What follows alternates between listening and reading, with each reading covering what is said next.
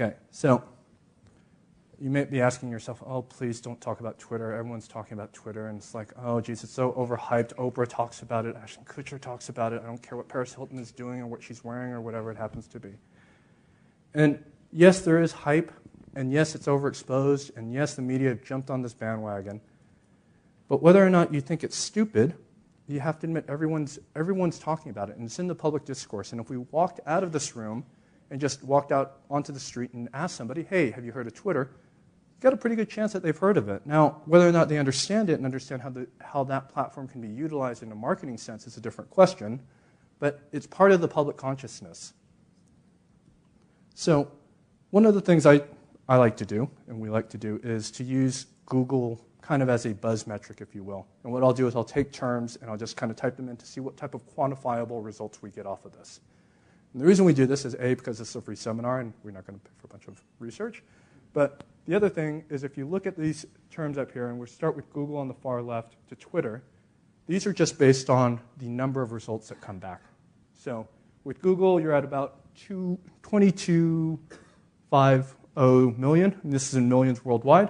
And then you get Twitter down here, which is running at about 50% of what most social networks are running. And again, this is just quantifiable numbers based on Google searches. If you look at New Zealand on top of this, and I don't know if you can see, because I can see everyone trying to reach up and look, this is Google. Google is actually ahead of Bebo, MySpace, and YouTube in terms of the number of results if you go off the .co.nz DNS. Facebook's still very high, Google's still very high, but you can see it's part of the public discourse. Now, going to the next step, okay, let's talk about the validity of this channel. Okay, is this actually worthwhile? Well, the reality is, and I'm kind of trying to tie this back into my movie clip, and the reason why I want to show this, is it's this lowbrow discussions that we're having. This is the public discourse that we want our brands to be part of. Now, we'd all like to think, okay, geez, I'm going to have a really in-depth conversation about whatever it happens to be. But the reality is, you knowing that I drink 5 cups of coffee, then lets you have the opportunity to say, okay, well, maybe I should be talking to you if I'm a coffee company or whatever beverage brand. It's the communications that connect us. It's this chit-chat that makes the communications between us happen. The deep, important conversations are strung together by these quick back and forths. And the reason why we as marketers need to think about this is the nearest thing that we have in terms of a real-time data feed of conversations. This is the idea that I can go and listen to telephone calls, read your emails, look at your social networking content. And again, this is information that you're putting out there, but I understand what you're talking about. So the next bit I'm going to talk about, and this is my getting on a soapbox and in my industry commentary. Innovation and pessimism are mutually exclusive. We have this pervasive attitude as marketers that we jump on anything and we make fun of anything and we criticize creative, we criticize new technology, and we say something's passé because it's too old and I knew about that way earlier, whatever it happens to be. And the problem is we don't look at things in terms of the possibilities. Like, it's okay to see what the limitations are of a platform like Twitter, but you need to understand what the limitations are to take advantage of those opportunities. And that's what we need to do as marketers. This next quote coming up, this is from Josh Ross, who's the VP of social media for O'Reilly, the books, anyone who's a programmer, et cetera, things like that. And it's the idea that we can't be experts on everything, and we shouldn't be experts. And if somebody says they're an expert on this, where's your degree on social media? Why do you think you're an expert on social media? Because you have 1,000 people following you? That's not really a metric that you should be looking at. These self-appointed titles of being the best or a guru or something, whatever you want to call it, these channels are moving so quickly that no one can forecast what's going on in the next 6 months. So for us to say that, for any of us to say, okay, I know what's going to happen, so this is the channel that we should utilize, et cetera, it's a little dubious.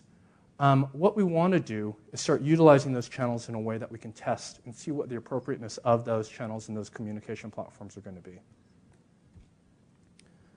So question 2, this is going into the measurability that we were talking about earlier. So what's the most common metric you use to measure success for a campaign?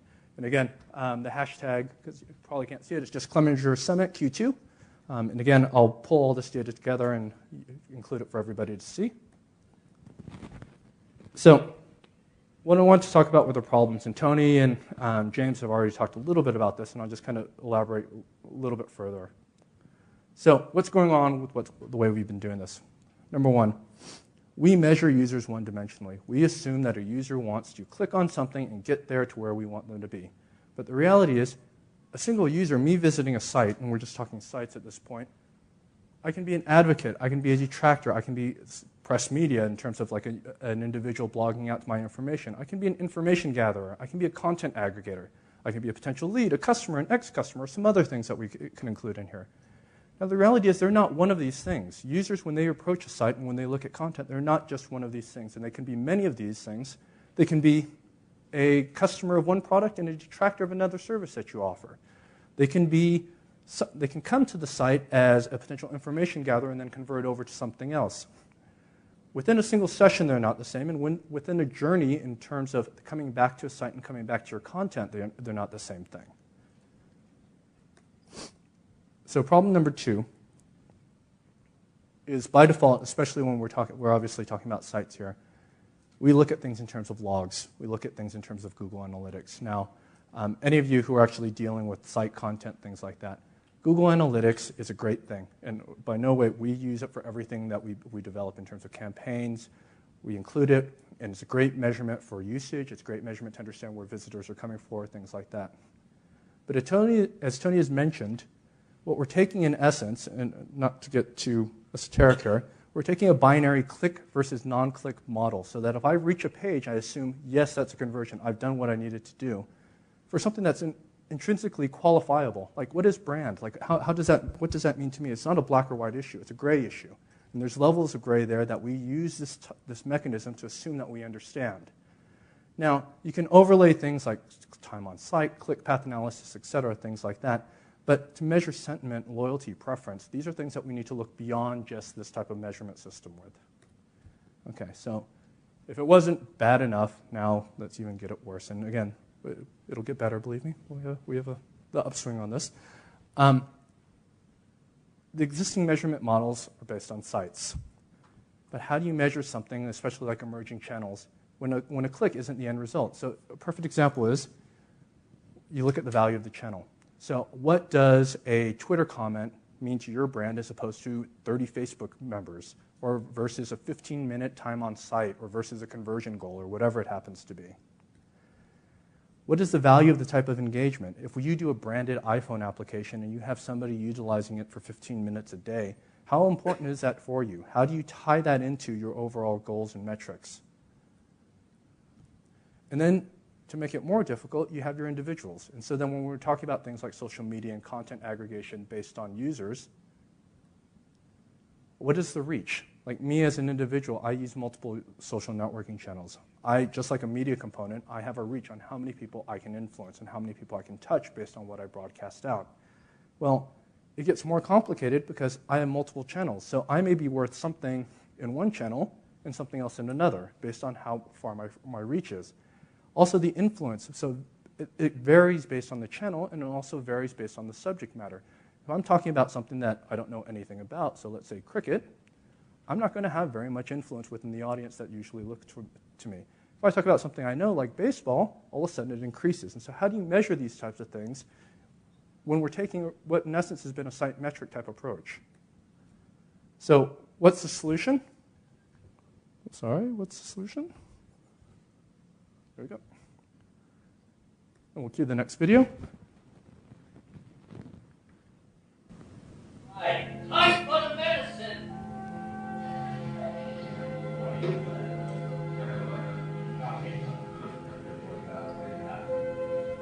Check. This does what again exactly? Use buzz.